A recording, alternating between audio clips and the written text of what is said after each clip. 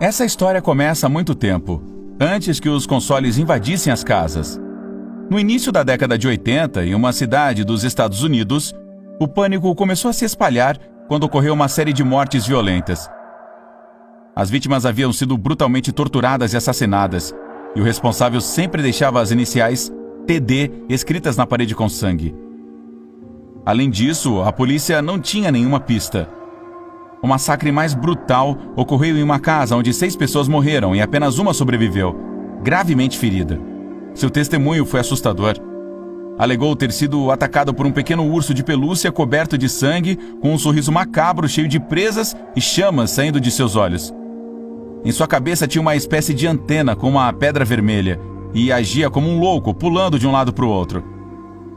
A polícia descartou seu testemunho e foi internado em um hospital psiquiátrico. Dias depois, tirou sua própria vida. Um boato começou a se espalhar pela cidade de que o responsável pelos crimes não era um psicopata, mas sim uma entidade demoníaca, e todos se trancavam em suas casas assim que o sol se punha. Uma noite, uma patrulha policial encontrou em um beco os restos de um corpo massacrado, e alguns metros depois, uma figura escrevendo as iniciais TD com sangue na parede. Foram atrás dele e conseguiram persegui-lo, graças ao rastro de sangue que deixou até a periferia da cidade, onde se escondeu no cemitério. A essa altura, o alarme já havia sido dado, e diversas patrulhas começaram a fazer buscas pelo cemitério. O repórter de um jornal local também apareceu e foi autorizado a acompanhar uma dupla de policiais. Depois de um longo tempo dando voltas e ouvindo estranhos ruídos, de repente um dos policiais caiu no chão, com a voz abafada pelo jorro de sangue que saía de sua garganta.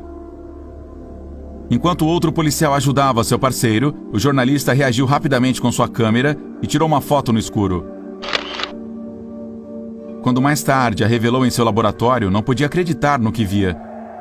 Um pequeno urso de pelúcia aparecia em pé sob um túmulo, segurando em sua mão um machado manchado de sangue. A imagem confirmava a descrição dada na época pela vítima anterior. E quando foi publicada na imprensa, as pessoas ficaram histéricas. Já não bastava fechar as portas e janelas. Usavam rosários, incensos, água benta e qualquer outro objeto religioso que valesse a pena usar para se proteger daquele ser demoníaco. Se aglomeravam para perguntar ao sacerdote o que poderiam fazer diante de tal ameaça, e o mesmo contestava que a única salvação era a fé. Foi convocada uma vigília de preces e orações que durou ininterruptamente por vários dias. As pessoas se voltaram para pedir ajuda aos céus e, assim, enfraquecer o poder do monstro. De repente, uma noite, a criatura apareceu, ajoelhada diante do padre.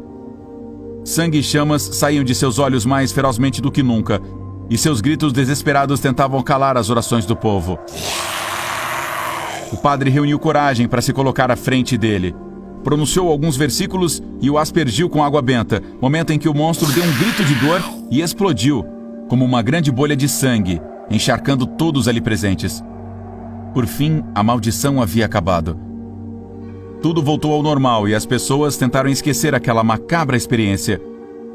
Até muito tempo depois, no final dos anos 90, quando a Sega lançou para seu console Saturn uma nova parcela de sua saga estelar, o Sonic R.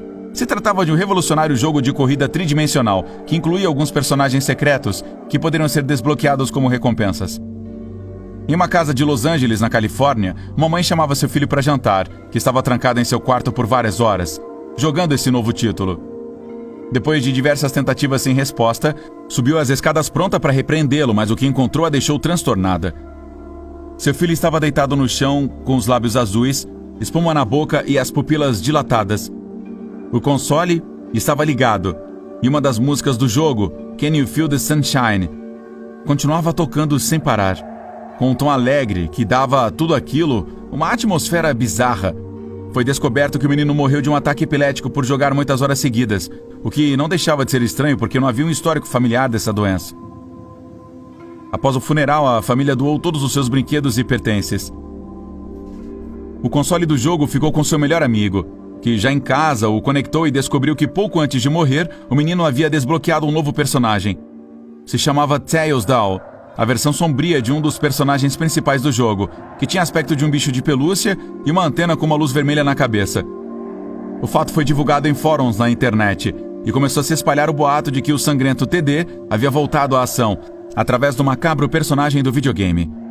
A cega reagiu rapidamente e fez com que desaparecesse de todos os seus produtos. Mas já era tarde demais e o pesadelo voltou a se tornar realidade.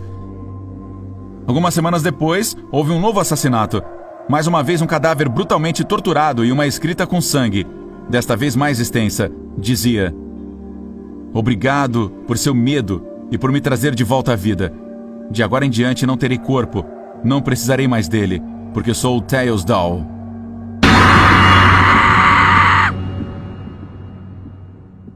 Uai, seu app de vídeos curtos.